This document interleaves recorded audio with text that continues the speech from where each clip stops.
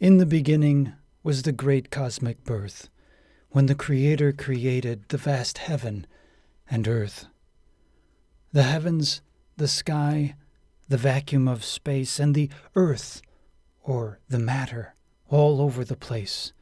Once before things were lighted and subsequently divided, they both, one must reason, had then been united. And whatever you call two things whole and untorn is the thing that began in a void without form. And that darkness, now what could that be? Was it merely the absence of light we can see? How could absence of substance be one with the light before they're divided and called day and night? No, the darkness preceding that first quantum leap was something upon the face of the deep. Those waters were surely not warm when the Spirit of God moved the void without form. That time before light and before let there be were the coldest dark waters not yet called the sea. Yet frozen is solid, and solid is shape.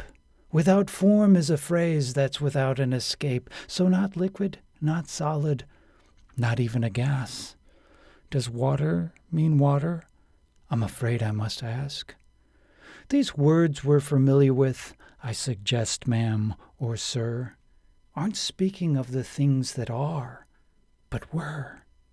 We have words for the things that we see here today, but those things way back when would have words we can't say. The deep, the darkness, the enigmatic face, the Spirit of God in a place without space, an abyss in the past that we could never see, was a world that was shrouded within mystery. Then there was light on that first quantum day, with the very first words we read God to say. When the darkness and light were each called day and night, the parameters of time were adjusted just right. And now, as it happens, you'll need to concede the parameters of time at light speed can't succeed. And in calling dark night, do you know what that meant? Why, it's all the horizons beyond our event. This marvelous writing of first incidences are not merely arranged in coincidences. They are there with great meaning, if only you look, with knowledge and learning, then read the good book. How much can we know what these words really mean unless we know more of the seen and unseen? So the beginning foundations of the quantum were done, and those things, they took place in a time called day one. Those waters were parted, and away they were sent, when in the midst of the waters he made firmament. Waters from waters, and waters below. There were waters above, and then the words, "It was so."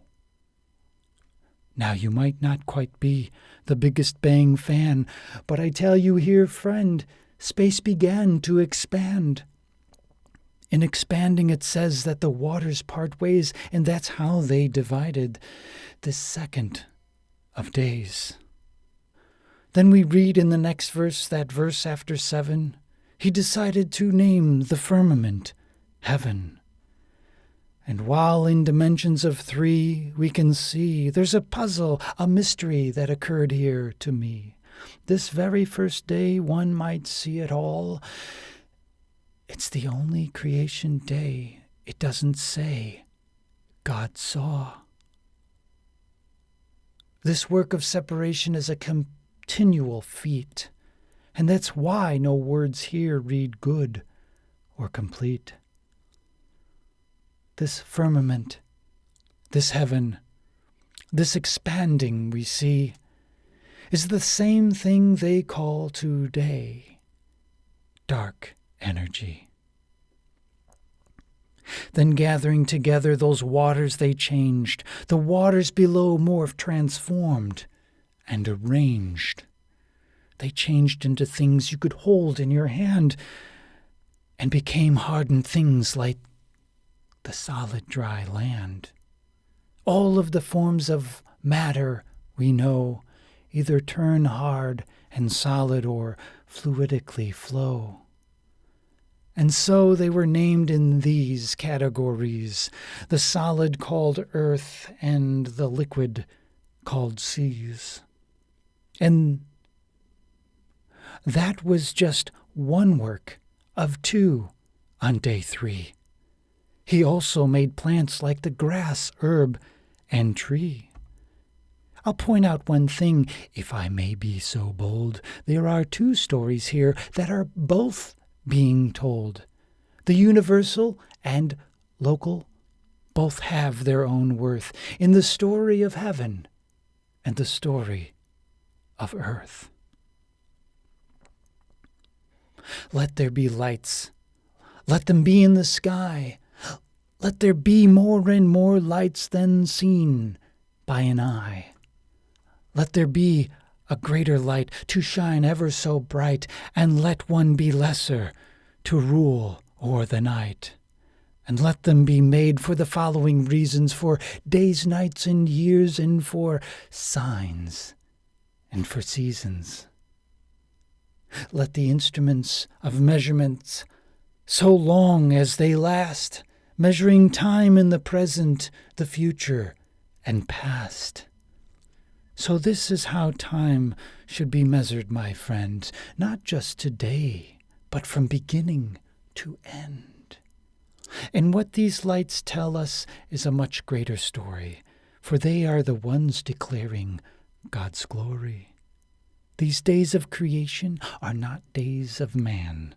These days of creation are of much greater span. From everlasting to everlasting, God's glory has shined, far greater than the existence or comprehension of mankind.